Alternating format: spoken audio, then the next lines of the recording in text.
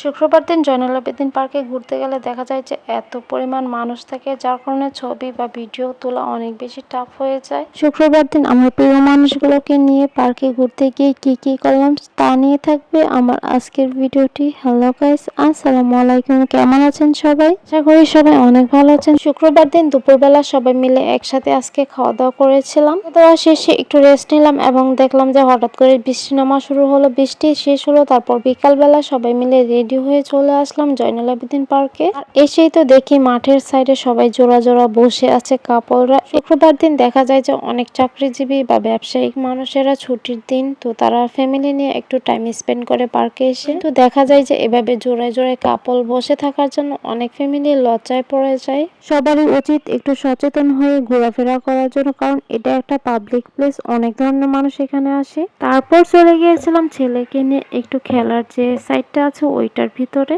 পার্কে আসলে দেখা যায় যে এই প্লেসটাতে আমরা অবশ্যই আসি ছেলেকে নিয়ে, কারণ ছেলে এখানে এসে একটু খেলাধুলা করতে পারে ফ্রিলি। এখানে এসে তো বড়রাও দেখা যায় যে ছোটদের সাথে একদম ছোট হয়ে যায়। আজকাল দেখা যায় যে শহরের ভিতরে একদমই কোনো বড় মাঠ পাওয়া যায় না যে বাচ্চারা খেলবে, তাই কিন্তু পার্কে চলে আসে। তারপর দেখেন এখানে বড় আমার ভাস্তি এবং আমার বোন কিভাবে খেলছে, তারপর আমি এবং আমার ছেলে মিলে একটু ছবি তুলে নিলাম। বাচ্চা নিয়ে পার্কে আসলে দেখা যায় যে কিছু না কিছু কিনে দিতে হয়। তারপর এই খেলনার সাইডগুলোতে চলে আসলাম একটা খেলনা কিনে দেওয়ার জন্য। তার কোনো খেলনায় পছন্দ হয়নি, তারপর সে একটা বাবলস নিয়ে নিল তার জন্য।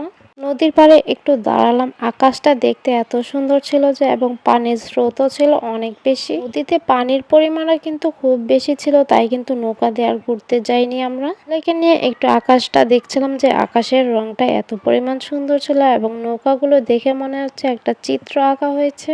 আমাদের ময়মনসিংহ শহরের এই জয়নুল আবেদিন পার্ক কিন্তু এই ব্রহ্মপুত্র নদীর জন্যই মানুষ বেশিরভাগ ঘুরতে আসে। আমার তো নদীর পাড়ে এভাবে বসে থাকতে বা দাঁড়িয়ে থাকতে অনেক বেশি ভালো লাগে।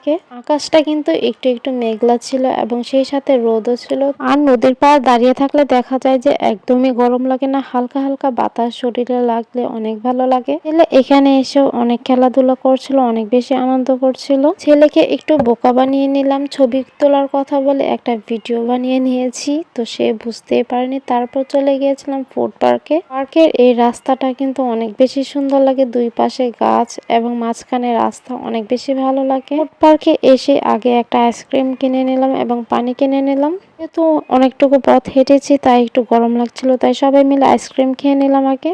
আমরা যারা রেগুলার ময়মনসিংহ ফুড পার্কে আসি তারা কিন্তু আমরা অবশ্যই জানি যে ফুড পার্কের ভিতরে অনেকগুলো স্টল আছে, এক এক ধরনের ফুড আইটেম পাওয়া যায়। সবাই সবার পছন্দ অনুযায়ী ফুড আইটেম চয়েস করে নিতে পারবেন। প্রতিটি টেবিলে এখানে ফুড মেনু দেওয়া থাকে প্রতিটি স্টলের। আমরা এসে অনেকগুলো ফুড অর্ডার করে নিলাম, বার্গার, সেই সাথে লুচি, চিকেন চাপ, চকলেট স্মুথি এবং চকলেট চকো ব্লাস্ট অর্ডার করেছিলাম 4টা। অপেক্ষা করার পর আমাদের খাবারগুলো আস্তে আস্তে চলে আসছিল। চকলেট চকো ব্লাস্টটা খেতে অনেক বেশি ভালো লাগে আমার। এবং দেখেন আমার ছেলে রাগ করে বসে আছে, তার বোন তার রাগ ভাঙাচ্ছে। অনেকদিন পর প্রিয় মানুষগুলোর সাথে একটু টাইম স্পেন্ড করতে পেরে অনেক বেশি ভালো লেগেছে। দিনটা অনেক বেশি স্পেশাল হয়ে থাকবে সব সময়। তারপর আমাদের বাকি খাবারগুলো চলে এসেছে, চিকেন সাব বার্গার এবং সেই সাথে অর্ডার করেছিলাম সালা এবং লুচি অর্ডার করেছিলাম। সবগুলো খাবারই ভালো লেগেছে। খাবারগুলো খেতে খেতে আমাদের সন্ধ্যা হয়ে গিয়েছিল। তারপর আমরা সবাই মিলে বাসার উদ্দেশ্যে রওনা দিয়ে দিলাম। আমার আজকের ভিডিওটি এ পর্যন্ত। ভালো লাগলে অবশ্যই কমেন্টে বলে যাবেন। ধন্যবাদ।